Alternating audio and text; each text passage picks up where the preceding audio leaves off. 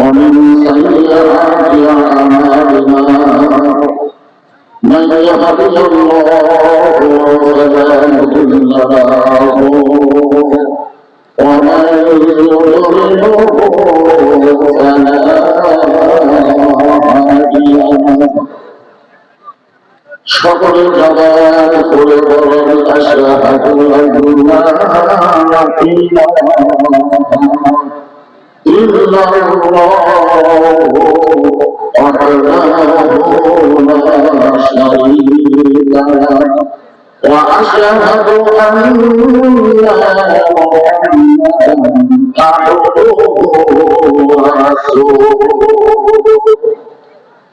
الذي أرسل رسوله بالحق بشيرا ونذيرا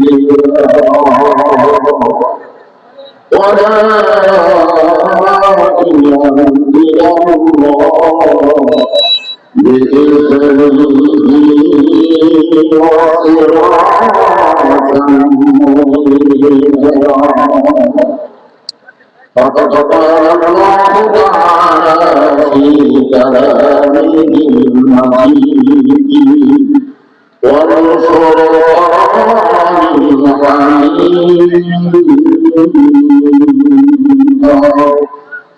جمال كل شطر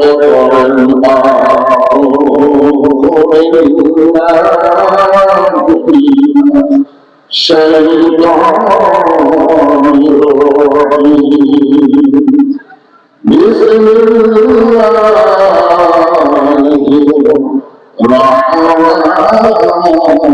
الرحيم إنا المؤمنون الذين إذا ذكر الله وجلت قلوبهم وإذا تليت عليهم آياته زادتهم إيمانا وعلى ربهم يتوكلون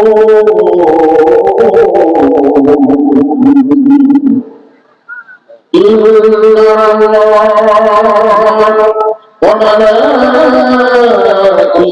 يصلون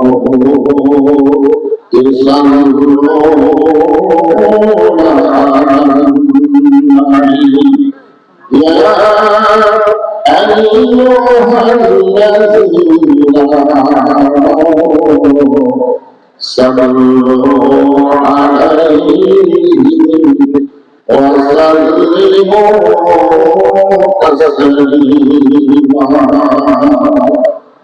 اللهم صل على محمد وعلى آل محمد كما صليت على إبراهيم وعلى آل إبراهيم إنك حميد مجيد اللهم بارك على محمد وعلى آل محمد كما باركت على إبراهيم وعلى آل إبراهيم إنك حميد مجيد مشرق حب محمد شهر رسول الله مثل آياتي وعليما مثل الفرش كالشتاء سيداي سجاني ما أولى بكماله تشرفت بجماله حسنت جميع خصاله صلوا عليه وآله اللهم آمين জান্নাতের বাগান থেকে জান্নাতি মানুষদেরকে নিয়ে আমি গুনাহগার তোমার রহমতের দরজায় দোকানে হাত তুলেছি আমরা। হাসরের ময়দানে জব্বার তাহার নামে দুনিয়া তুমি যখন বিচার শুরু করবে তোমার সামনে দাঁড়ায়া সমস্ত নবীরা নাফসি নাফসি বলে প্রাণকে থাকবে। এমন কঠিন অবস্থা হাসরে হবে, সেদিন সমস্ত নবী তার উম্মতকে ভুলে যাবে, শুধু বলবে আল্লাহ আমার কি হবে, আমার কি হবে। একমাত্র দরদ নবী শাফাআতের কান্ডারি ইয়া রাব্বি আপনি উম্মত বলে সেজদায় পড়ে যাবে। সেই কঠিন মুসিবতের সময় আজকের এই মাহফিলকে ওসিলা করে আমাদের সবাইকে রাসূলের উম্মতের কাতারে আল্লাহ কবুল করে নিও। সুবহান রাব্বিকা রাব্বিল ইজ্জাতি আম্মা ইয়াসিফুন ওয়া সালামুন আলাল মুরসালিন আলহামদুলিল্লাহি রাব্বিল আলামিন। লা ইলাহা ইল্লাল্লাহ।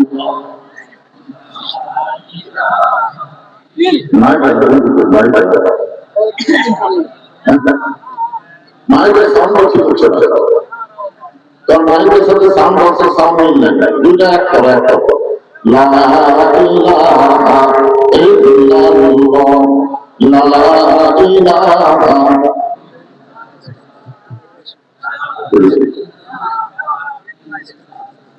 সকলে আল্লাহর জিকির কেউ করবেন কেউ করবেন না, তাহলে আল্লাহ রাসূল বলেছেন আফদালুজ যিকির লা ইলাহা ইল্লাল্লাহ। এই কথা রাসূল বলেছেন কোন ব্যক্তি যদি সারা জীবন পাঠ করে আর মৃত্যুর সময় এই পরিমাণ জিকির যদি তার জবানে জারি থাকে, শুধুমাত্র জবানে জিকির জারি থাকার কারণে আল্লাহ তার জীবনের সমস্ত গুনাহ মাফ করে দেন। আমরা মৃত্যুর সময় জিকির যদি জবানে জারি রাখতে চাই তাহলে এখন থেকে চর্চা করার দরকার আছে না? ওটা কিন্তু জারি হবে না, এখন থেকে একটা অভ্যাস করতে হবে। সকল মহব্বতের লা ইলাহা, সাউন্ড ক্লিয়ার করে অডিও বন্ধ করে দাও, ভিডিও বন্ধ করে দাও, সাউন্ড ক্লিয়ার করে লা ইলাহা ইল্লাল্লাহ, লা ইলাহা। চাঁদ সূর্য আল্লাহর মের পাগল পাড়া, চাঁদ সূর্য তারা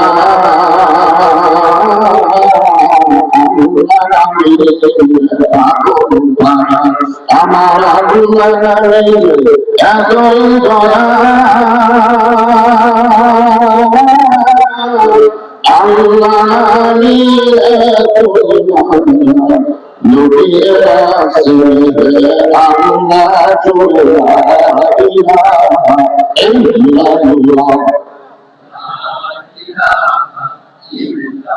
আল্লাহ জগতে আসে আমার ভয় জগমনে, আসে আল্লাহর ভয় জগতে, আসে আল্লাহর ভয়।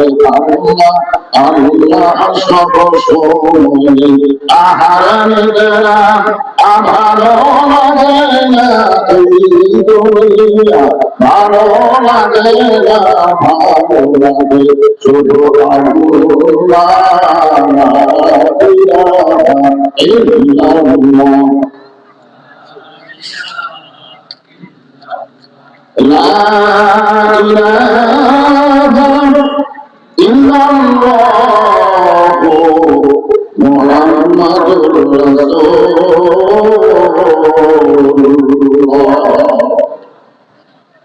রাসূলের মহব্বতে সবার জন্য সাল্লাল্লাহু আলাইহি ওয়াসাল্লাম।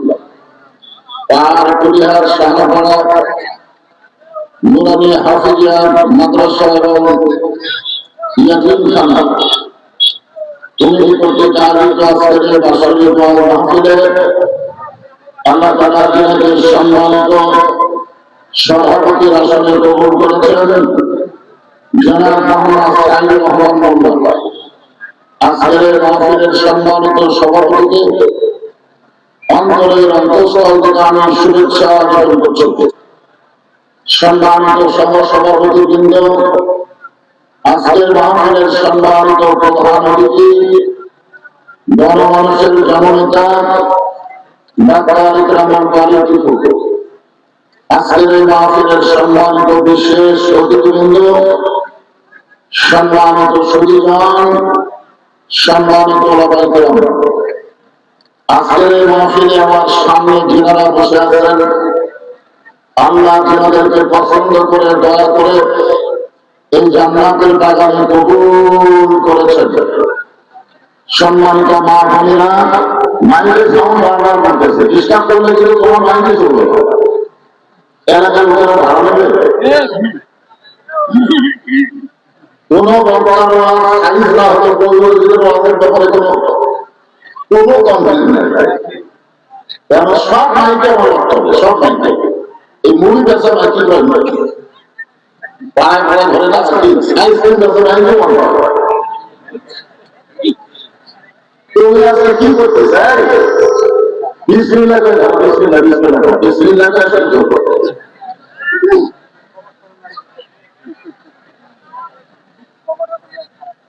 বিসমিল্লাহ বলে হাতটা আর কি করতে বন্ধ করে দাও।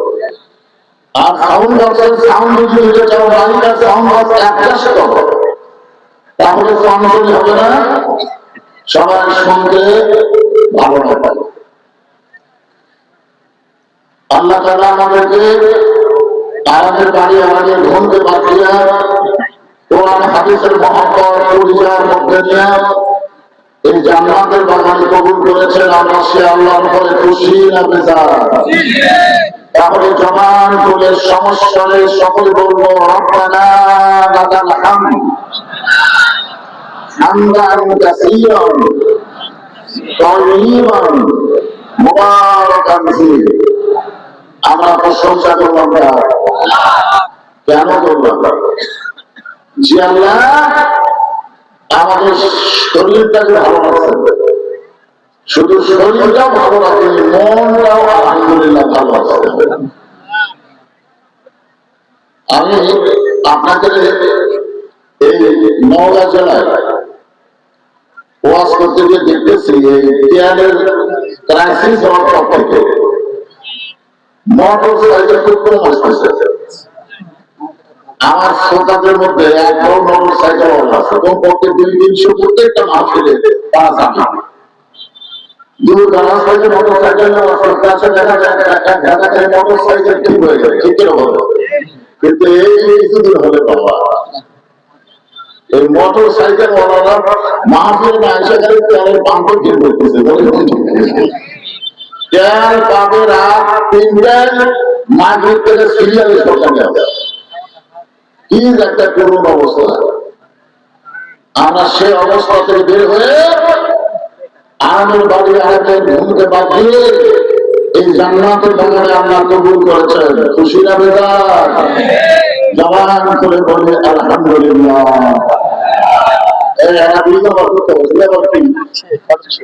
ও বাবা মশা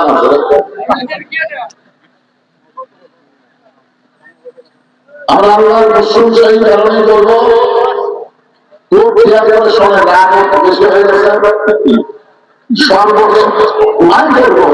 সর্বসাকুল্য জগৎ হলো 3টা, বড় বড় 5টা, আর আঙ্গুলের দিকে তাকান, দুজন না করলো আঙ্গুল দেখলে এক জগতে আমরা ছিলাম,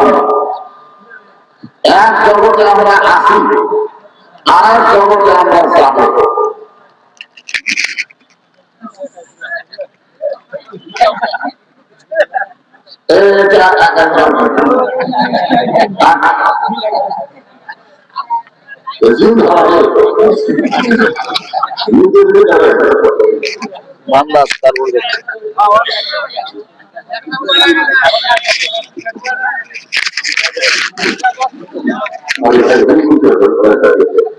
থাকলে খবরটা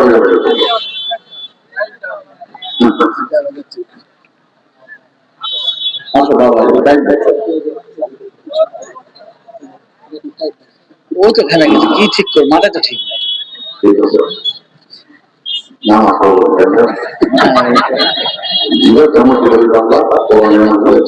শুরু বড় আছে আল্লাহ ছাড়া উপায় নেই সবাই তো আমাকে আমেরিকা আছে আমাদের ভারত আছে আসলে আমাদের খারাপ দিকে আমার ধরে না উপায় নাই উপায় নাই মানুষ উপায় নাই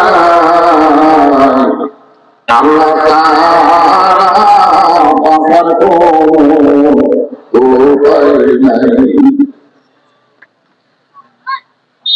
তাহলে খুব খেয়াল করে রাজ্যকে আমরা ছিলাম যে এটা ঠিক কিন্তু আমাদের মনে নেই আমরা যে রাজ্যকে ছিলাম আমাদের মনে আছে আমার মনে কিন্তু ছিলাম এটা ঠিক আমরা এক জগতে আসি বর্তমানে যে জগতে আমরা আসি এই জগতের উপরে আমাদের বিশ্বাস আছে না আসি তো এই যে বিশ্বাস আমরা এক জগতে যাবো এই যে এক জগতে যাবো এই জগতে যাওয়া ব্যাপারে আপনাদের কি বিশ্বাস যাবেন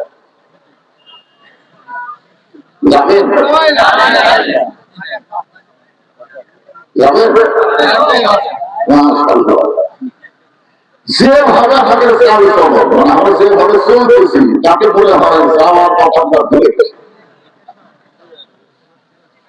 আমাদের যে আচরণ দেখলে মনে হয় আমরা যাওয়ার কথা ভুলে গেছি সবসময় খেয়াল করবেন আমাদের উচিত ছিল বর্তমান আছে ভবিষ্যৎ আছে না না এই কথা বলে আছে না না মনে করেন আমি এখন বক্তা সিয়ার কাছে বক্তা সিয়ার গায়ে যদি আমি মনে করি আমি এখান থেকে নামবো না আমি কি হলাম আমি একটা হই হয়ে গেছে এটা মনে করা যাবে না এক সময় যারা নির্যাতিত ছিল 15.5 বছর পর্যন্ত যেই দলকে নির্যাতন করা হয়েছে যারা বাড়িতে থাকতে পারত না যারা নির্যাতন করেছে তারা এখন চলে গেছে আর যাদেরকে নির্যাতন করেছে তাদেরকে আমরা এখন ক্ষমতা সিয়ার দিচ্ছে ধরে ধরে তো ঠিক না এখন সিয়ার পায়ে যদি মনে করে কি বলবে কি মনে করতেছে 41 সাল পর্যন্ত একজন বলছিল 24 সালে আল্লাহ নামা দিচ্ছে ধরে ধরে তো ঠিক না তার মানে ভবিষ্যতের চিন্তা করে না এখানে বর্তমানে মুসলমান থাকবে আমরাও যদি ভবিষ্যতের চিন্তা না করি শুধু বর্তমান নিয়ে চিন্তা করি আমি কি হয়ে গেলাম তাহলে আমাদের ভবিষ্যৎ একটা ভালো হবে না ঠিক না এই জন্য এখানে যারা বসে আছি আমরা আল্লাহ দরবারে শুকর গুজার করছি যে আমাদের বর্তমান এত ভালো যাদের গ্রামে রাখে নাই বাড়িতে রাখে নাই বিছানায় রাখে নাই আল্লাহ জান্নাতের বাগানে কোরআনের মাহফিলে আমাদের কবুল করেছে আপনারা বলেন যে আমাদের বর্তমান ভালো কথা এই মুহূর্তে আমরা যে জায়গার মধ্যে বসে আছি এই জায়গাকে বলা হয়েছে রিয়াজুল জান্নাহ আর রিয়াজুল জান্নাহ বেহেশতের টুকরার মধ্যে যে আল্লাহ আমাদের কবুল করলেন আমরা সে আল্লাহর উপরে খুশি না বেদা তাহলে আরেকবার বলি আলহামদুলিল্লাহ এখন আসেন যে কোরআন থেকে আপনাদের সামনে আলোচনা করা হবে এই কোরআনের মধ্যে কোনো সন্দেহ নাই এই কোরআনের মধ্যে কোনো ধোঁকা নাই এই কোরআনে কোনো ভুল নাই সেই কোরআনের প্রথমে আল্লাহ বললেন যালিকাল কিতাবু লা রাইবা ফীহি হুদান লিল মুত্তাকিন কথাবার্তা চলবে হয়েছে তাহলে যে আয়তে কারিমা তেলাওয়াত করলাম আয়তের মধ্যে আল্লাহ বলতেছে কিতাবের মধ্যে কোনো সন্দেহ এই কিতাব পাইকারি হারে সবাইকে হেদায়েত দিবে না।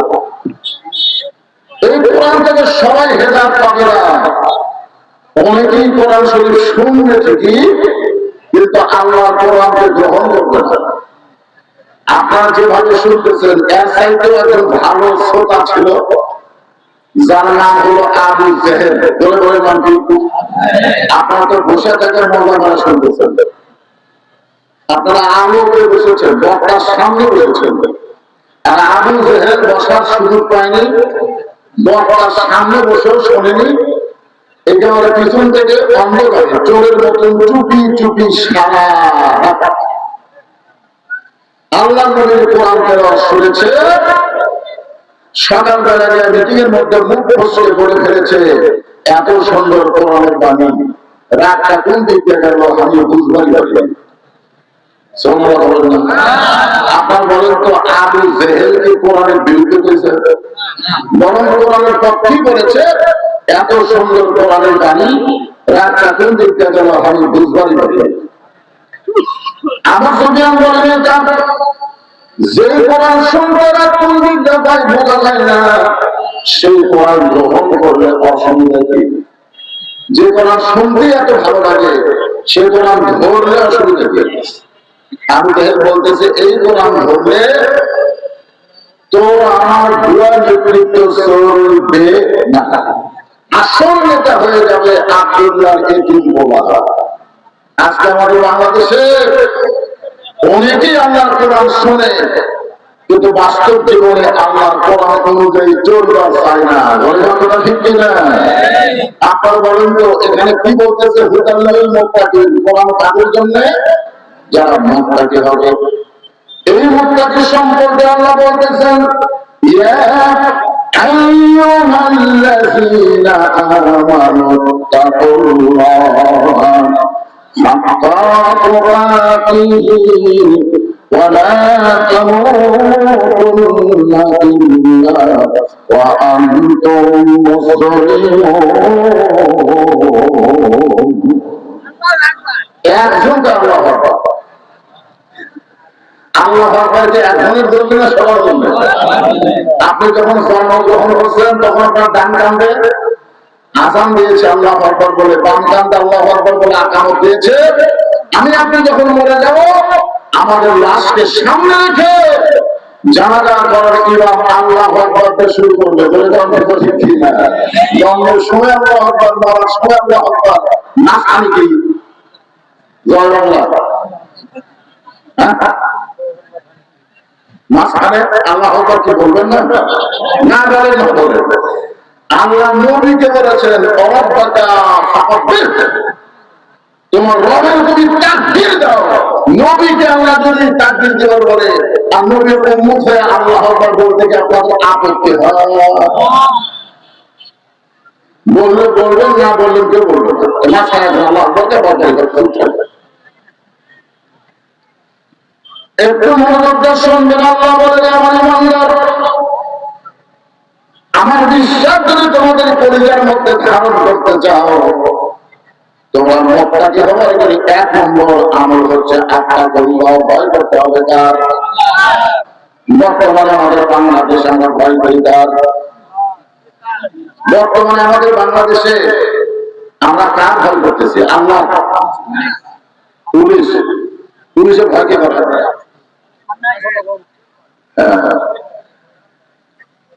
আসলে এখানে আল্লাহ বলতেছেন আত্মাকুল্লাহ, শুধুমাত্র আল্লাহ ছাড়া অন্য কারো ভয় করা যাবে না। কিন্তু আমরা আল্লাহ ছাড়া ভয় করি। মনে করেন আপনাদের মান্দা কেন্দ্রীয় মসজিদে আপনি যখন জোহরের নামাজ পড়তে যাবেন, আপনি নিয়ত করেছেন সামনে কাতারে নামাজ পড়বেন, কিন্তু মসজিদের দরজা দিয়ে দেখলেন আপনার পায়ের জুতার দাম 3000। আপনি এখন বলেন তো, আল্লাহর ভয়ে জুতা মসজিদের দরজা দিয়ে আপনি যে সামনে কাতারে নামাজ পড়তে পারবেন? এর কথা বলেন, ভয় করতে হবে তার। তাহলে আপনি জুতা কি করবেন? আল্লাহর ভয়ে বর্তমান পরিবেশে আপনি জুতা মসজিদের দরজায় রাখতে পারতেছেন না। ওই জুতাটা যখন আপনি হাতের মধ্যে তুললেন, তখন 2 কাঁধের ফেরেশতা বলতেছে, আল্লাহ তোমার বান্দা তোমার নামাজের জন্য তোমার ঘরে ঢুকতেছে, কিন্তু এই যে জুতা হাতের মধ্যে দিল এটা কার ভয়? আল্লাহ বলে ফেরেশতা তোমরা সাক্ষী থাকো, এদের ভয় রাসূলের ভয়। কার ভয়? আমরা জুতা হাতে নিলাম কার ভয়? এখন মসজিদের মধ্যে আমি ঢুকতেছি কোন পায়?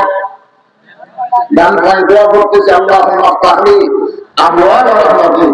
ফেরেশতা বলতেছে আল্লাহ আমরা কি লিখবো?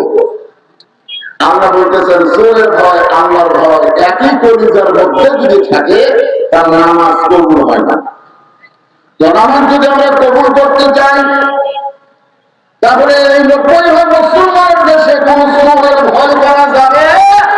একদম সূরের ভয়, ডাকাতের ভয়, চাঁদাবাজির ভয়, এগুলো কারো ভয় করা যাবে না। কিন্তু আমরা তো তলে তলে করতেছি, আমরা সবকিছুর ভয় করবো। আর আল্লাহর কোরআন থেকে হেদায়েত দিব।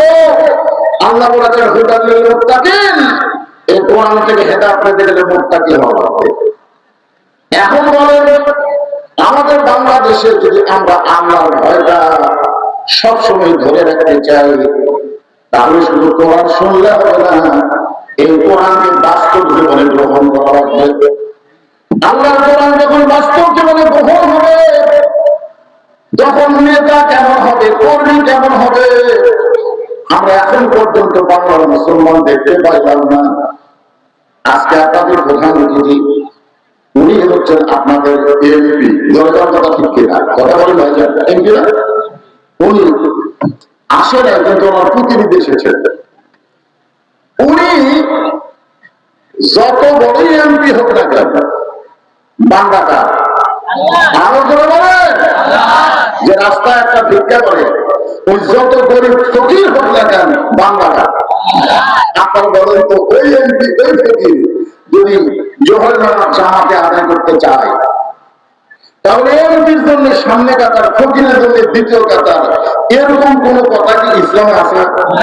যদি ফাঁকা থাকে এমপি আর উপজেলা চেয়ারম্যানের মাঝখানে যদি ফাঁকা পায় মাঝখানে ফকির দাঁড়ালে এমপির কোনো ক্ষমতা নাই যে কোন বাড়ি করে দেয়। কেন পারবে না? কারণ এমপিও দলে মসজিদ কার ঘর, চেয়ারম্যানের দলে মসজিদ কার ঘর, ফকিরের দলে মসজিদ কার ঘর। তাহলে আল্লাহর ঘরের মধ্যে উপজেলা চেয়ারম্যান এমপি ফকির যদি কাতার সোজা করে নামাজ পড়তে পারে আল্লাহর দুনিয়ায় কেমন এক কাতার হওয়ার পাবো না। মসজিদের মধ্যে পারে, মসজিদের বাহিরে কেন পারে না? কারণ আমরা বিশ্বাস করি মসজিদ আল্লাহর ঘর আর বাংলাদেশ আল্লাহর না। অথচ আমাদের বিশ্বাস করতে হবে গোটা পৃথিবীর সবকিছুর মালিককে। যাই বলবেন না মরানাকে বলবেন মুখত করে হচ্ছেন না, এটা কি আমার বাপের কথা না আল্লাহর কথা? আল্লাহ কোরআনে বলেন তাবারাকাল্লাযী বিয়াদিহিল মুলকু ওয়া হুয়া আলা কুল্লি শাইইন কাদির। আল্লাহর কোরআনটা যখন রাষ্ট্র চলবে একজন নেতা কেমন হবে আপনাদের বোঝানোর জন্য বলতেছি। আমাদের বাংলাদেশের মতো ৯৬টা দেশ, আমাদের বাংলাদেশ যত বড় এরকম ৯৬টা দেশ একত্র করলে যত বড় হবে তত বড় এরিয়ার একজন রাষ্ট্র নায়ক হযরত ওমর মসজিদের মেম্বরে দাঁড়িয়ে খুতবা দিচ্ছেন। যেহেতু আমি এখানে বসে থেকে ওয়াজ করতেছি, উনি বসে থাকে না, উনি দাঁড়িয়ে ওয়াজ করতেছেন, খুতবা দিচ্ছেন। এমন সময় মাঝখান থেকে এক সাহাবী দাঁড়িয়ে বলতেছে আমিরুল মুমিনিন আপনার খুতবা আপনার বক্তব্য আমরা শুনবো না। ওমর ফারুক বললেন আমার অপরাধ কি? বলে আপনার অপরাধ হলো আমাদেরকে আপনি খাটো পাঞ্জাবি দিয়ে আপনি লম্বা যুদ্ধ করে খুতবা দিচ্ছেন। যতক্ষণ পর্যন্ত আপনি লম্বা যুদ্ধ কোথায় পেলেন এটা না বলা পর্যন্ত আপনার বক্তব্য আমরা শুনবো না। আপনার বলেন তো আইন চলতে দেখা ভয় কার? কোন নেতার ভয় আছে? নেতার ভয় পরিবারের মধ্যে থাকলে সাধারণ একজন মুসল্লি অর্থসাহানের পরিবার পাঞ্জাবি লম্বা থেকে লোক দিচ্ছে কার ভয়? নেতার ভয় না আমার কথা বলেন কার ভয়? যতক্ষণ পর্যন্ত আপনি লম্বা পাঞ্জাবি কোথায় পাইলেন এইটা না বলবেন ততক্ষণ পর্যন্ত আপনার বক্তব্য শুনবো না। ওমরের চোখ দর দর করে পানি পড়তেছে। এই পানি পড়ার কারণ হলো আল্লাহ যতদিন পর্যন্ত সাধারণ মানুষ নিয়ে তাকে লোকমা বলে ততক্ষণ পর্যন্ত নেতা খারাপ হওয়ার কোন সুযোগ নাই। যতক্ষণ পর্যন্ত মসজিদে ইমামের ভুলের লোকমা থাকবে ততক্ষণ পর্যন্ত মসজিদে ইমাম ইচ্ছা করে ভুল করবে না। ইমাম যদি আসলে 4 রাকাত আমাদের 3 রাকাতে বসে, আসলে ফরজ করা হয় 3 রাকাত ইমাম বসে আছে। 3 রাকাত থেকে 3 নম্বর কাতার থেকে একটা ভ্যান আলা, মানে সামনে 2 কাতারে মুসল্লি বসিয়ে নেন। 3 নম্বর কাতারে ভ্যান চালায় ওই চিন্তা করে করে আসলে বৈঠক তো 2টা, 2 রাকাত আর 4 রাকাত, 3 রাকাতে শুধু বসলে গেল। এই মনে করে যে আল্লাহু আকবার কাছে ইমাম মনে মনে বলতেছে তুই যতই লোক পাবে আমি উঠবো না, এখন সারা আগে হাত উঠে দেখে এই মনে করে ইমাম যদি বসাই থাকে সৈরাচারী হয়ে আপনারা বলেন তো মসজিদের মুসল্লি কার পক্ষে যাবে, নেতার পক্ষে না ভ্যানার পক্ষে? কেন ভ্যানার পক্ষে যাবে? কারণ ভ্যানারা যে লোক মাতিছে এই হুকুম কার, আর ইমাম যেটা সৈরাচারী করেছে ইচ্ছা মতো বসে থাকা এটা আমি সরকার। ওমরের চোখে যখন দরদর করে পানি পড়তেছে এমন সময় 30 পারা কোরআনের হাফেজ 6 বছর হাদিসের হাফেজ ওমর ফারুকের একটা ছেলে ছিল, নাম হলো আব্দুল্লাহ। বড় নাম কি? 30 পারা কোরআনের হাফেজ, শুধু কোরআনের হাফেজ না 6 লক্ষ হাদিসের হাফেজ। এখান থেকে বোঝা গেল শুধু নেতা হলে চলবে না, নেতার বাচ্চাকেও মাদ্রাসায় পড়ানো লাগবে বলে।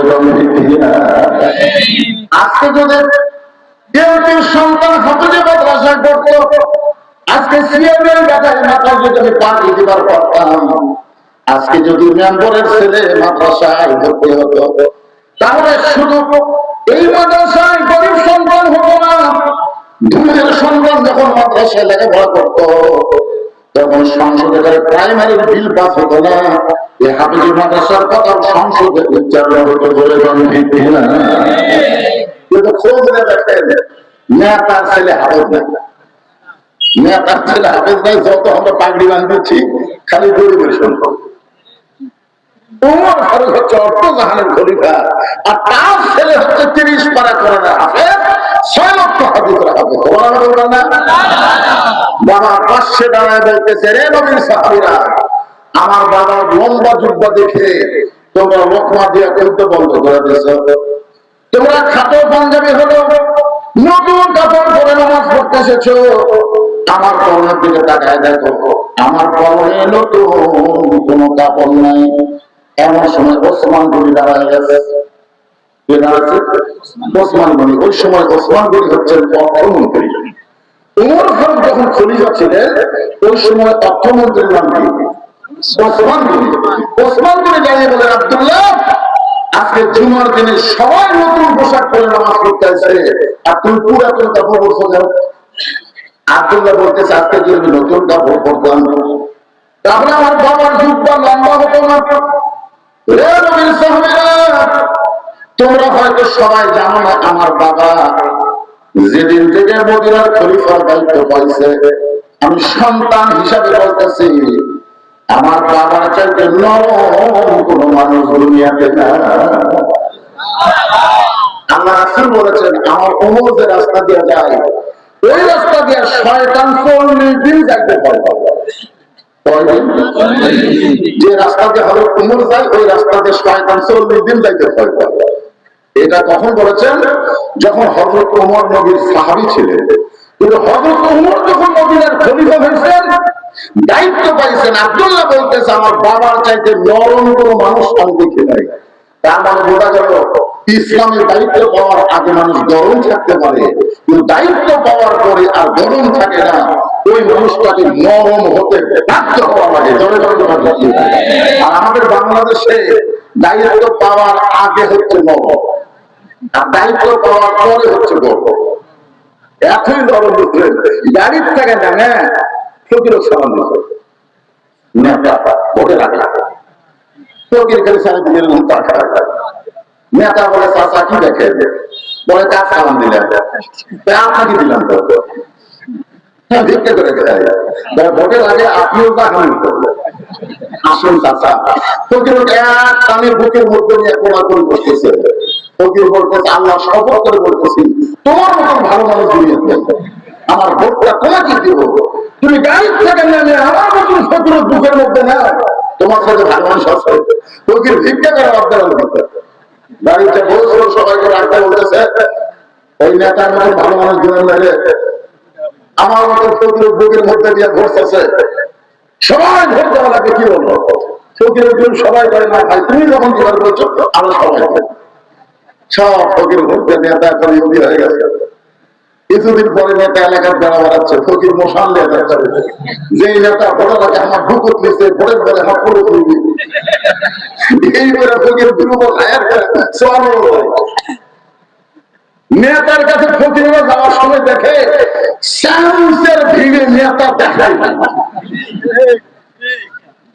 ফকির বলতো, ভাই তোমার একটা থাকতো, আমি আস্তে আস্তে যাই দেখি তো খবর। ফকির যাই বুকের মধ্যে নিছিল, ওই ফকির আস্তে আস্তে যাচ্ছি এক জায়গায় কোথায় নেতার কাছে কি করবে?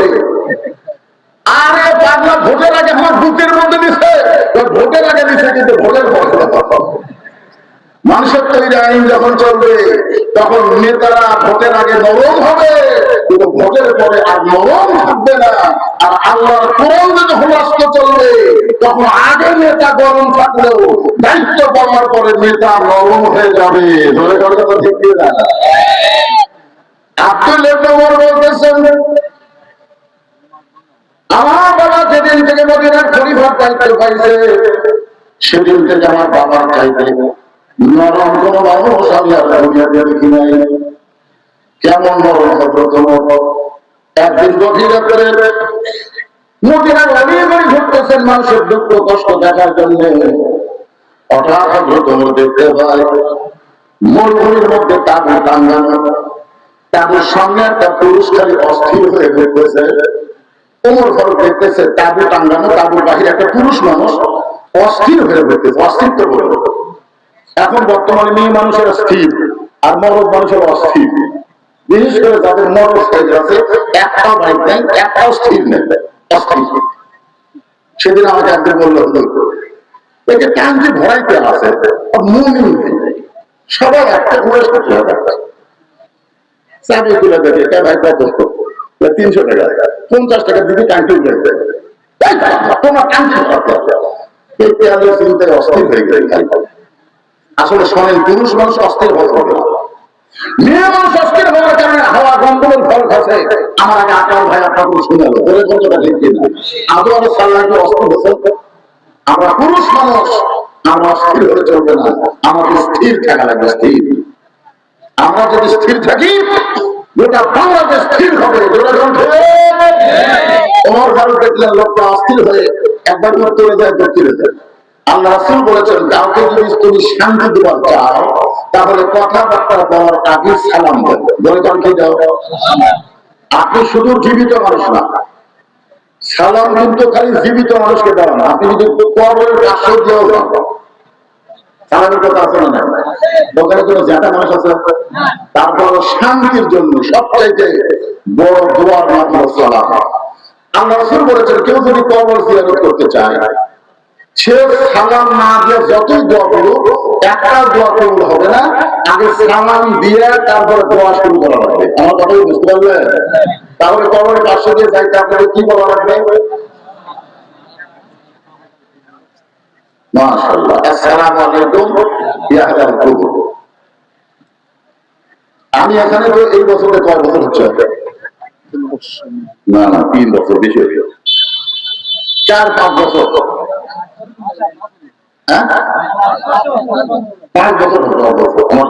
মাঝখানে কিন্তু গ্যাপ গেছে, আমি জানি আপনাকে ভাবসাব সব নদী। এখানে আমার জন্য একটা কালেকশন থাকে, সেটা হলো এই গামছার কালেকশন। এই কমিটির লোকের আবার বলে, হুজুর এটা করে দিয়ে শুরু করুক, অবগত করুক, আমাকে না থাকে। কিন্তু এর ভিতরে মানে আপনার যারা দান করতে হুজুর সব রাখিয়েছি, লগত কিছু দেখেনি আপনারা। লগত আমাদের পকেটের মধ্যে আছে, যা পারে 5 মিনিটের মধ্যে মাদ্রাসা তার বের করে 5 মিনিটের মধ্যে 5 টাকা 10 টাকা 20 টাকা 50 টাকা 100 টাকা এই আদায় শেষ করে দিয়ে আমি যেখান থেকে আলোচনা এখান থেকে আবার শুরু করবো। কোনো সমস্যা আছে আপনাদের? এতে করে ভিতরে এটা থাকবে না, স্থির হয়ে যাবে, অস্থির। যে অস্ত্র করতেছেন অস্ত্রকে স্থির করার জন্য, শান্তির জন্য এগুলো দিয়ে ফেলবেন। আপনাদের মধ্যে ঢুকছে আল্লাহ জীবনের শেষ দান মনে করে দেবেন। এইটুকু মনে করবেন হতে পারে আমার জীবনের এটাই শেষ দান, আর হয়তো আমরা দান করা হায়াত আমাকে দিবে না। এই জন্য পকেটের মধ্যে যেই লোকটা সব থাকে আমরা তো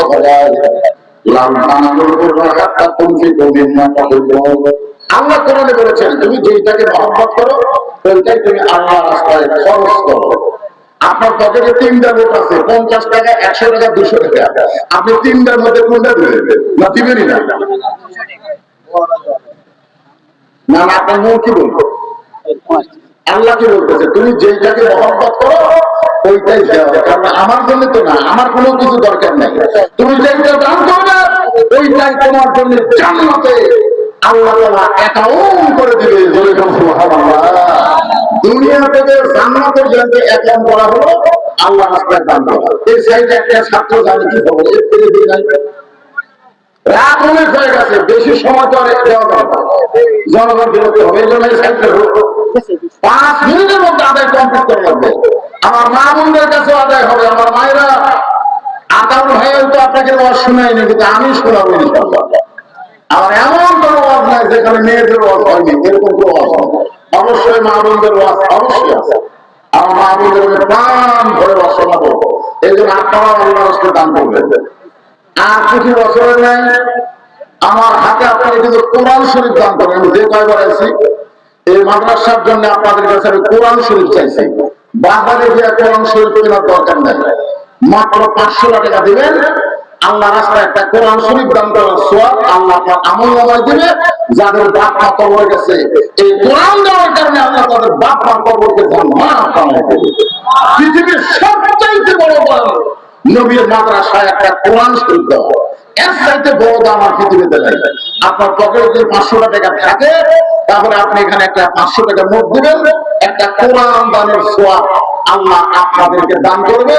যদি বাবা মারা যায় বাবার কবরকে আল্লাহ এই কোরআন দানের কারণে জান্নাত বানায় দেবে। যাদের মন চায় আপনি 500 টাকা দিয়ে একটা কোরআন দানের সওয়াব অর্জন করবেন।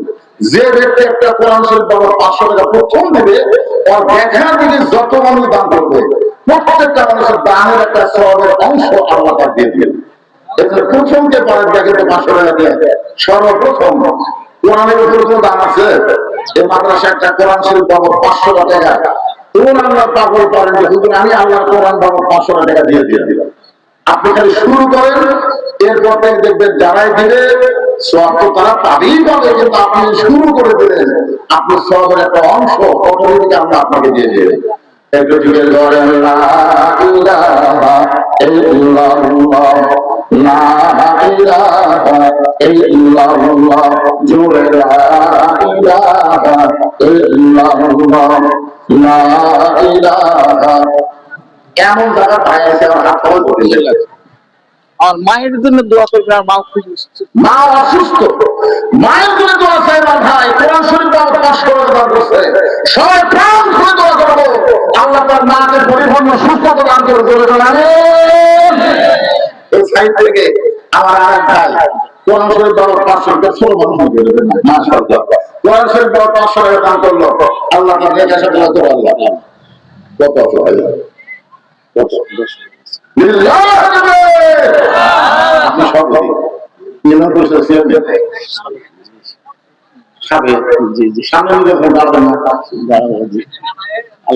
আগামী নির্বাচনে আমার সাবেক থাকবে না। প্রাণ খুলে আমরা দোয়া করবো। 20টা কোরআন শরীফ বাবা 10,000 টাকা দান করেছে, 40 জন বাসা সময়ের মারা যেন আল্লাহ তাকে পড়ায় দেয়। বলে বলবো আমিন, আরো বলে বলবো আমিন। একবার সহজ করে দিয়ে দিচ্ছে, একই 20টা কোরআন শরীফ বাবা 10,000 টাকা দান করেছে। আপনাদের মধ্যে এরকম কেউ যদি থাকে কোরআন শরীফ বাবা 500 করে টাকা দান করবেন। আবার আমি শুরু করলাম ইনশাআল্লাহ। একটু জিকির করেন লা ইলাহা ইল্লাল্লাহ, লা ইলাহা লা ইলাহা ইল্লাল্লাহু মুহাম্মাদুর রাসূলুল্লাহ। অশান্ত মানুষকে যদি শান্তি দেওয়া চান তাহলে কি করে শুরু করা লাগবে? সালাম। আসসালামু ওয়াল কালাম, কথাবার্তা বলার আগে সালাম। চিন্তা করে যে লোকটা অস্থির হয়ে ঘুরতেছে, কখন উত্তরে যায় দক্ষিণে যায়, এই লোকটাকে স্থির করার জন্য কি দেওয়া লাগবে? সালাম দেওয়া লাগবে। নবীর সুন্নাত আমল করতে গিয়ে হযরত ওমর লোকটাকে সালাম দিলেন, আসসালামু আলাইকুম ইয়া আব্দুল্লাহ। লোকটা সালামের উত্তর দেয় না। হযরত ওমর আবার সালাম দিলেন, আসসালামু আলাইকুম ইয়া আখি। লোকটা সালামের উত্তর দেয় না। কয়বার দিয়েছে? সাধারণ একটা মানুষ ঘুরতেছে, তার দিছে অর্থ জাহানের খলিফা দুইবার। তারপর লোকটা যখন সালামের উত্তর দেয় না, ওমর হয়তো চিন্তা করলেন লোকটা হয়তো অস্থিরতার কারণে আমার সালামের দিকে খেয়াল করতেছে না, অথবা কানে কম সম্ভব। এই মনে করে গভীর একটা হযরত ওমর হাতের মধ্যে আলো নিয়ে লোকটার দিকে তাকে আসসালামু, যেই মাত্র বলছে আসসালামু, এখনো ওয়ালাইকুম কোনো সালাম বলতেই পারে নাই, সঙ্গে সঙ্গে খালি বারবার সালাম দেবো। তুমি সালাম বুঝো আপনার বলেন তো, আমাদের এলাকার মেম্বর যদি কেউ এরকম অবস্থা করে তার অবস্থা কি হবে? তাহলে আব্দুল্লাহ ইবনে ওমর তো বলতেছে, আমার বাবা যেদিন থেকে মদিনার খলিফা হয়েছে সেদিন থেকে কত নরম তোমার বাবা। লোকটা বলতেছে এই মেয়ে খালি বারবার সালাম দেয়, তুমি সালামের অর্থ জানো? আপনারা বলেন যে হযরত ওমর সালামের অর্থ জানে? এই যে কোরআন শরীফের অসংখ্য আছেন, এই কোরআন শরীফে 23টা আয়াত। কয়টা? 23টা আয়াত আল্লাহ তাআলা হযরত ওমরের শানে নাযিল করেছে। যে ব্যক্তির শানে সম্মানে আল্লাহ কোরআনের আয়াত নাযিল করে সেটা কেমন মানুষ এখন চিন্তা করে। আল্লাহ রাসূল বলেছেন, আমার পরে কেউ যদি নবী হতো, লাউ কানা ওমর, আমার পরে কেউ যদি নবী হতো তাহলে সেই নবীর নাম কি হতো? ওমর হতো। এখন বলা হলো তোমার জ্ঞানী বর্ণনা বেশি, সেই হযরত ওমর লোকটাকে বলতে যে ভাইজান, আমার মতো মূর্খ কোনো মানুষ নাই, আসলে আমি সালামের অর্থ জানি না, তুমি একটু আমাকে সালামের অর্থটা বুঝিয়ে দাও। ওই লোকটা বলতেছে, আরে পাগল, তুমি কি জানো হযরত ওমর যেদিন থেকে আল্লাহ কোরআন দিয়ে রাষ্ট্র চালায় সেদিন থেকে দিনও যায় রাতেও যায়। সুবহানাল্লাহ বলতেছে। ওই লোকটা কার সামনে বলতেছে? ওমরের সামনে বলতেছে, তুমি জানো যেদিন থেকে হযরত ওমর আল্লাহর কোরআন দিয়ে রাষ্ট্র চালায় সেদিন থেকে দিনও যায় রাতেও যায়। আমি আমার গর্ভবতী বউকে নিয়ে অমুক এলাকা থেকে অমুক এলাকায় রওনা দিয়েছি আমার গর্ভবতী বউকে নিয়ে, কিন্তু এই জায়গায় এসে আমার বউটার এত প্রসব বেদনা বেড়ে গেছে, আমার বউকে তাঁবুর মধ্যে রেখে আমি বাহিরে অস্থির হয়ে ঘুরতেছি যে আমার বউ প্রসব বেদনায় মারা যাবে, অস্থির হয়ে ঘুরতেছি, আর তুমি মিয়া খালি আমার সালাম দাও, তুমি শুধু আমার সালাম দাও। তুমি জানো আমার ভিতরে অশান্তির আগুন জ্বলতেছে, তোমার সালাম দিয়ে আগুন বাড়তেছে, কমতেছে। তোমার বড় চোখের পানি বের করে লোকটাকে বুকের মধ্যে নিয়ে বলে, ভাইজান আপনি কোনো টেনশন করবেন না, ইন্নাল্লাহ মা'আস সাবিরিন, ধৈর্যশীলদের সঙ্গে কে আছে? তুমি একটু ধৈর্য ধারণ, তুমি যে বিপদে পড়ছো এই বিপদ থেকে তুমিও পুরুষ মানুষ আমিও পুরুষ মানুষ, আমাদের করার কিছুই নাই। কারণ একটা গর্ভবতী মহিলা যখন প্রসব বেদনায় ছটফট করবে, আপনার বলেন তো পুরুষ মানুষের করার কিছু আছে?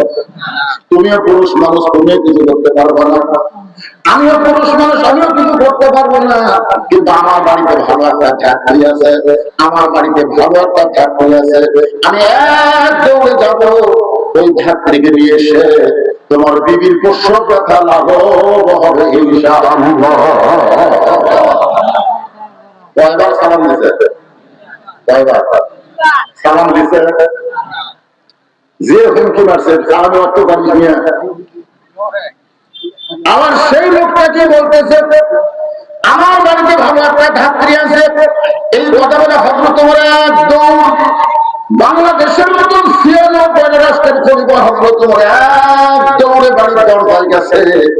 দরজায় গিয়ে বলতেছে আব্দুল্লাহর মা, যে বলছে আব্দুল্লাহর মা সঙ্গে সঙ্গে দরজা খুলে গেছে।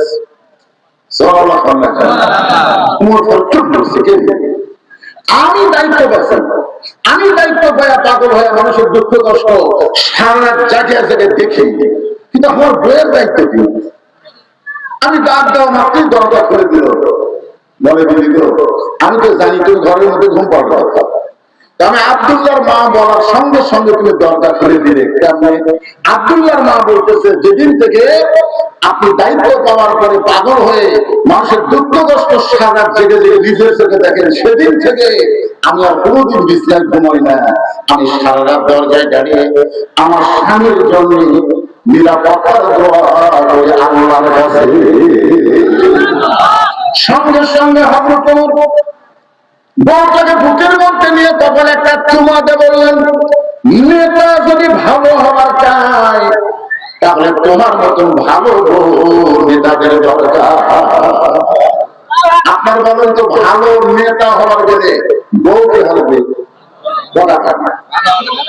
হাসিনার সময় যতগুলো নেতা ধরা আছে, যতগুলো নেতা পল আছে, অধিকাংশ নেতা বইয়ের বুদ্ধি শুনে।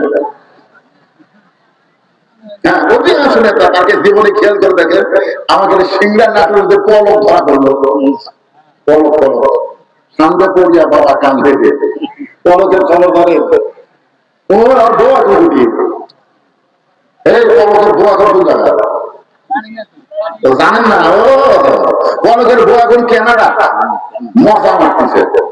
আর পলক খালি বউগুলো যদি ভালো হতো, বাংলাদেশের একটা মরদ মানুষ খারাপ হতো না, একটা পুরুষ খারাপ হতো না, খালি বউ যদি ভালো হতো। আমাদের বউ বলে নেতা হওয়ার সাথে সাথে মামলার থাকবো, এমপির বউ হয়ে মামলার থাকতে আমি সরম লাগলো, তো কোথায় থাকবে? নওগাঁ থাকবো, নওগাঁ বাসা করার পর নওগাঁয় থাকবো, ঢাকায় থাকবো। ঢাকার জায়গায় ভালো লাগে না, সবাই বাইরে থাকতে চায়, আমি লন্ডন যাবো। পুরুষ মানুষ ভালো হতে গেলে নারী ভালো